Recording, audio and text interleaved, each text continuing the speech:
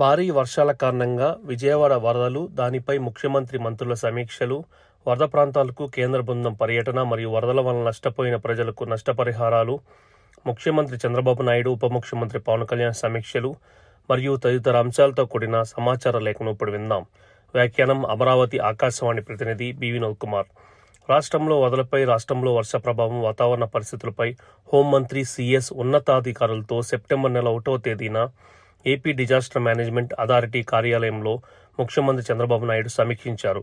ఈ సందర్భంగా ముఖ్యమంత్రి మాట్లాడుతూ వర్షాల వలన రాష్ట్రం మొత్తం అతలాకుతలం అయ్యిందని, ఎప్పుడూ పడనట్టు వర్షపాతం ఇక్కడ నమోదయ్యిందని, వచ్చవాయిలో 32.3%, జగ్గైపేటలో 20.27 సెంటీమీటర్లు, తిరువూరులో 26.0 సెంటీమీటర్లు, గుంటూరులో 26 సెంటీమీటర్లు వర్షపాతం నమోదైందని, 14 మండలాల్లో సగటు 24 గంటల వ్యవధిలో 20 సెంటీమీటర్ల కంటే ఎక్కువ వర్షపాతం నమోదైందని, మరోపక్క 62 ప్రాంతాల్లో 112 సెంటీమీటర్ల నుండి 20 సెంటీమీటర్ల వర్షపాతం నమోదైందని, 94 స్టేషన్లలో 14 జిల్లాల్లో 7 నుండి 12 సెంటీమీటర్ల వర్షపాతం నమోదైందని అన్నారు.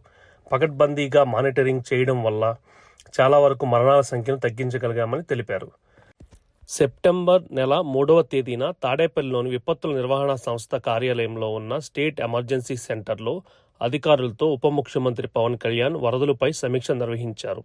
రాష్ట్ర హోం విపత్తుల నిర్వహణ శాఖ మంత్రి శ్రీమతి వంగలపూడి అనిత ఈ సమీక్షలో పాల్గొన్నారు.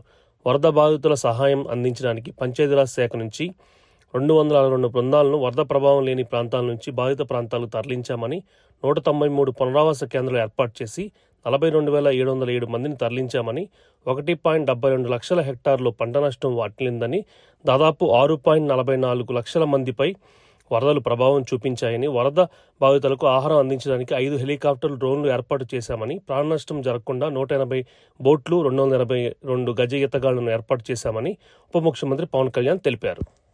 సెప్టెంబర్ నెల 5వ తారీఖున కేంద్ర హోంశాఖ అదనపు కార్యదర్శి సంజీవ్ కుమార్ జిందాల్ నేతృత్వంలో ప్రత్యేక బృందం విజయవాడ వరద ప్రాంతంలో పర్యటించింది.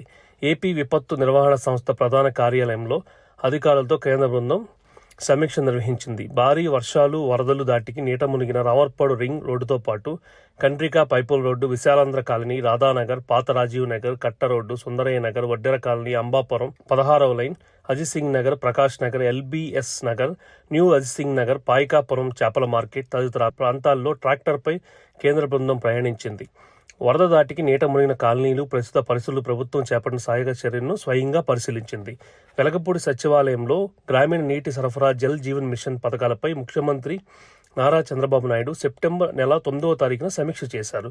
ఈ సందర్భంగా ముఖ్యమంత్రి మాట్లాడుతూ, ప్రతి ఇంటికి సురక్షిత నీరు ఇవ్వాలన్న ఉద్దేశంతో ఎన్డీఏ ప్రభుత్వం జల్ జీవన్ మిషన్ కార్యక్రమాన్ని తీసుకొచ్చిందని, జల్ జీవన్ మిషన్ ద్వారా తాగునీటి సమస్యకు శాశ్వత పరిష్కారం దిశగా ఇక అడుగులు పడాలని, సురక్షిత తాగునీటి ప్రతి ఇంటికి నిరంతరం అందించేందుకు అవసరమైన ప్రణాళికలు సిద్ధం చేయాలని, సమీపంలోని రిజర్వాయర్ల నుండి గ్రామాలకు పైప్ లైన్ను ఏర్పాటు చేసి నిరంతరం తాగునీరు సరఫరా అయ్యేలా యాక్షన్ ప్లాన్ రూపొందించుకోవాలని, ఇందుకోసం నీటి సామర్థ్యం, వినియోగంపై ఇరిగేషన్ అధికారులతో సమన్వయం చేసుకోవాలని, శాశ్వతంగా 95 లక్షల గృహాలకు నిరంతరం తాగునీరు అందించాలని, మిగతా 28 లక్షల ఇళ్లకు కుళాయి కనెక్షన్ ఇవ్వడానికి డిపిఆర్ సిద్ధం చేయాలని ముఖ్యమంత్రి చంద్రబాబు తెలిపారు.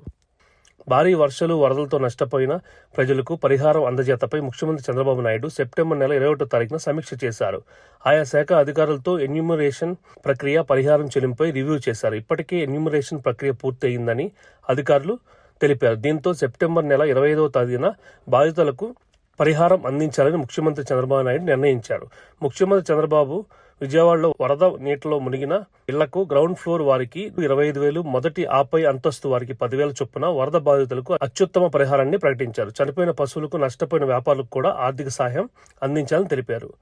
ఇప్పటి వరకు అమరావతి సమాచార లేఖ ఉన్నారు. మరిన్ని కొత్త వార్తా విషయాలతో అక్టోబర్ నెల సమాచార లేఖలో కలుసుకుందాం. బి వినోద్ కుమార్, అమరావతి ఆకాశవాణి ప్రతినిధి.